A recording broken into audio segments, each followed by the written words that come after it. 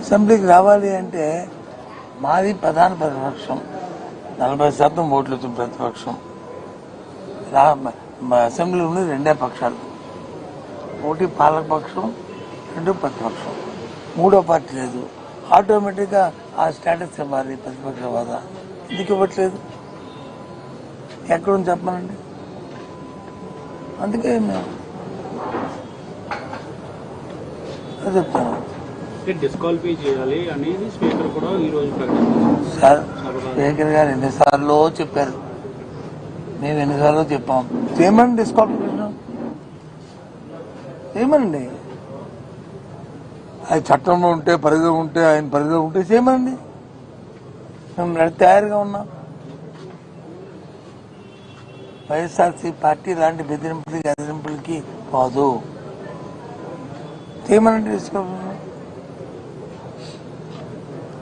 కాబట్టి ఇది కాదు, ఇది రాజ్యాంగబద్ధంగా రాజ్యాంగపరంగా ఏదైతే ఉందో దానికోసం పోరాడుతుంది.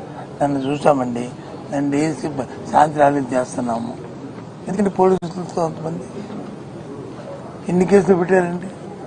దేనికోసం?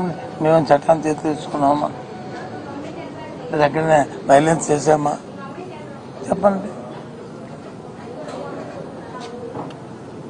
కాబట్టి స్పీకర్ గారు చెప్తారు, ఆయన చెప్తారు. ఆయన చెప్పడం కంటే ఆ లీడర్తో మాట్లాడుకుని ఆ కార్యక్రమం చేయమండి. ఫేక్ పోలీసులా? ఫేక్ పోలీసులు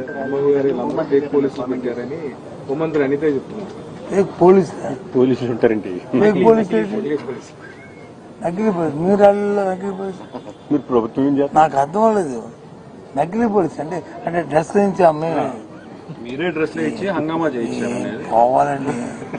ఇది పరాకాష్ట.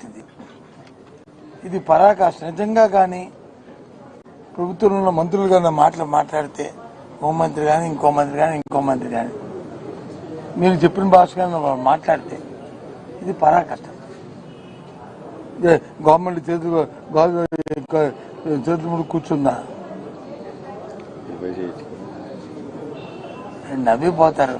అంటే పోలీసులు కూడా మేము ఫేక్ అంటే ఫేక్ పోలీసులతో ఇప్పుడు ప్రభుత్వం నడిపిస్తుంది అన్నమాట, నడుస్తుంది. ఏం చంద్రబాబు నాయుడు గారు, ఇదే మీ ప్రభుత్వం? ఫేక్ పోలీసులతో మీరు నడిపిస్తున్నారా ఈ ప్రభుత్వాన్ని? ఏంటిది? ఎక్కడే భాషలే కర్మ అన్నీ లాకప్లతో అడుగుతాం, దాంట్లో అడుగుతాం, బలహీన వర్గాల మా తాలూకా మాజీ శాసన అరెస్టుల మీద అడుగుతాం.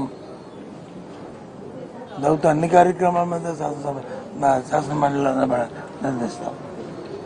మెగా డిఎస్సీ అంశానికి సంబంధించి కౌన్సిల్లో ప్రభుత్వం చర్చకు సిద్ధమంటే మీరు చర్చలో పాల్గొంటారా, లేదంటే రాజీనామా లోకేష్ రాజీనామా చేసి మేము చర్చ కావాలని కోరుకుంటున్నాం. చెప్తుంటే ఆ చర్చలో భాగమే రాజీనామా, సిబిఐ ఎంక్వైరీ.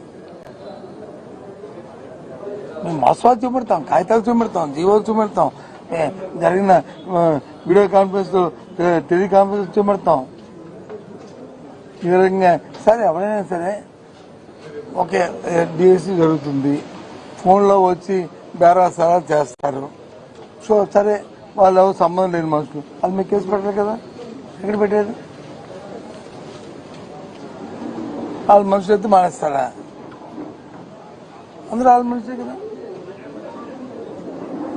చిన్న నాటికే ఊరికే పెట్టి సోషల్ మీడియా కేసుని పెడుతున్న వాళ్ళు మెగా డిఎస్సీలో నుంచి అవతలు జరిగి ఈ పోస్ట్ 14 లక్షలు, ఈ పోస్ట్ 50 లక్షలు, ఈ పోస్ట్ 20 లక్షలు అని ఫోన్లో మాట్లాడుతుంటే ఆ మాట్లాడిన ఇద్దరు వ్యక్తులు తీసుకొచ్చి కేసు పెట్టడం అవసరం లేదండి, పేరుతో పెట్టడం అవసరం లేదండి, వాళ్ళు తీసుకొచ్చి ఇంటరాగేట్ అవసరం లేదండి. దగ్గర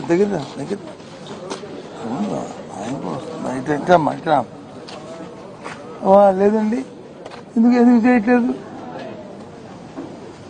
చెప్పండి. నేను అదే అడుగుతున్నాను. అభిమానిసి ఊరికే ఫేక్ పోలీసు అంటే కర్మ వచ్చిందండి ఈ రాష్ట్రానికి. వీళ్ళది పరిపాలన, వీళ్ళు వచ్చి క్యాబినెట్, వీళ్ళు వచ్చి రాష్ట్రం. చేస్తున్న డిఎస్సీ ర్యాలీలో లేడీ బ్యాచ్ గంజాయి బ్యాచ్ ఉన్నారు తప్ప డిఎస్సీ అభ్యర్థులు ఎవరు లేని సీఎం చంద్రబాబు కూడా పదే పదే చేస్తారు. సరేలేండి, చంద్రబాబు నాయుడు అన్ని చెప్తుంటాడు. ఇగో ఈ ఫేక్ పోలీసులే చంద్రబాబు చెప్తుంది. చంద్రబాబు నాయుడుకి ఎప్పుడు చంద్రబాబు నాయుడు వాస్తవం మాట్లాడాడని, చంద్రబాబు ఎప్పుడు వాస్తవం మాట్లాడాడు చెప్పండి. ఇప్పుడు చంద్రబాబు నాయుడు అనేవాడు మా కర్మ ఈ రాష్ట్రానికి. అతను ఎప్పుడు ఎన్నికల్లో అయినా సరే మాయ మాట చెప్పి మోసం మాట చెప్పి దగా చేసి వెన్నుపోవడం అనేది ఆ పార్టీకి అది విద్య, వెనతో పెట్టిన విద్య. అందులో భాగంగా చంద్రబాబు నాయుడు నిన్న మీటింగ్ పెట్టాడు.